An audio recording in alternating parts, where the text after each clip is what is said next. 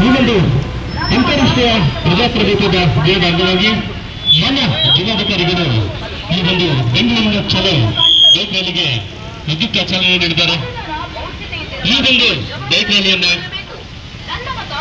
ಹಾಸನ ಜಿಲ್ಲಾ ಕೇಂದ್ರದಿಂದ ಬೆಂಗಳೂರಿನಿಂದ ಈ ಒಂದು ತಂಡಕ್ಕೆ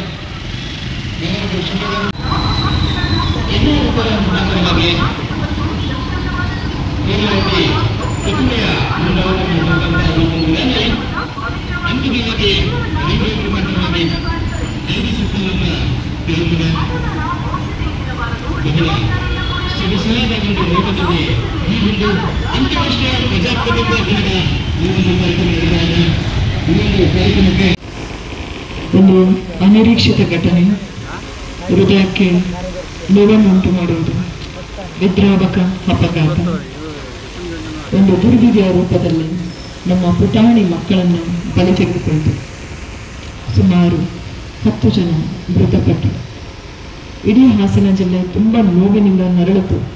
ಅವರಿಗಾಗಿ ಒಂದು ಸಂತಾಪವನ್ನು ನಾವು ಸೂಚಿಸಬೇಕಾಗ್ತದೆ. ಅವರ ದುಃಖದಲ್ಲಿ ನಾವು ಪಾಲ್ಗೊಳ್ಳಬೇಕಾಗ್ತದೆ. ಯಾಕಂದರೆ ಅವರ ಲಾಸ್, ಅವರಿಗೆ ಏನು ನೋವಾಗಿದೆ, ನಷ್ಟವಾಗಿದೆ, ಅದನ್ನಂತೂ ನಮಗೆ ಭರಿಸಲಿಕ್ಕೆ ಸಾಧ್ಯ ಇಲ್ಲ. ಆದರೆ ಅವರ ದುಃಖದಲ್ಲಿ ನಾವಿದ್ದೇವೆ, ಅವರ ಎಲ್ಲ ರೀತಿಯಲ್ಲೂ ನಾವು ಅವರ ಜೊತೆಯಲ್ಲಿ ಇದ್ದೇವೆ ಅನ್ನುವ ಒಂದು ಉದ್ದೇಶದಿಂದ ನಾವು ಮೊದಲಿಗೆ 2 ನಿಮಿಷದ ಕಾಲ ನಾವು ನಮ್ಮನ್ನು ಸೋಸೋಣ. ಅಲ್ಲದೆ ಈ ಎಲ್ಲ ಕಾರ್ಯಕ್ರಮಗಳನ್ನು ನಾವೊಂದು ಕ್ಷಣ ಯೋಚಿಸಿದ್ವಿ ಮುಂದಕ್ಕೆ ಇಡಬಹುದು ಅಂತ ಹೇಳಿ. ಆದರೆ ಇದು ರಾಜ್ಯ ಮಟ್ಟದ ಕಾರ್ಯಕ್ರಮ. ಸೆಪ್ಟೆಂಬರ್ 15 ಅಂತಾರಾಷ್ಟ್ರೀಯ ಪ್ರಜಾಪ್ರಭುತ್ವ ದಿನವನ್ನಾಗಿ ಇಡೀ ವಿಶ್ವದಲ್ಲಿ ಆಚರಿಸ್ತಾ ಇದ್ದಾರೆ. ಹಾಗಾಗಿ ಇದು ಅನಿವಾರ್ಯವಾಗಿ ನಾವು ಆಚರಿಸಬೇಕಾಗಿದೆ ಈಗ.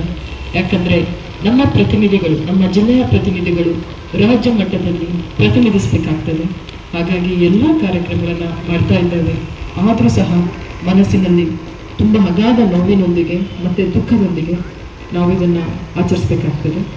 ಮತ್ತೊಮ್ಮೆ ಅವರಿಗೆಲ್ಲ ಕುಟುಂಬಸ್ಥರಿಗೆ, ಪೋಷಕರಿಗೆ, ತಂದೆ ತಾಯಿಗಳಿಗೆ, ಆ ಪುಟಾಣಿ ಮಕ್ಕಳನ್ನು ಕಳ್ಕೊಂಡು ನೋವನ್ನು ಅನುಭವಿಸ್ತಾ ಇದ್ದಾರೆ. ಅಲ್ಲದೆ ಆ ಮುಗ್ಧ ಮನಸ್ಸುಗಳು, ಏನು ಮುಗ್ಧ ಯುವಕರು ಏನು ಮರಣ ಹೊಂದಿದ್ದಾರೆ, ಅವರ ಆತ್ಮಕ್ಕೆ ಶಾಂತಿಯನ್ನು ಕೋರ್ತಾ ನಾವು ಒಂದು 2 ನಿಮಿಷದ ಸಂತಾಪವನ್ನು ಆಚರಿಸೋಣ.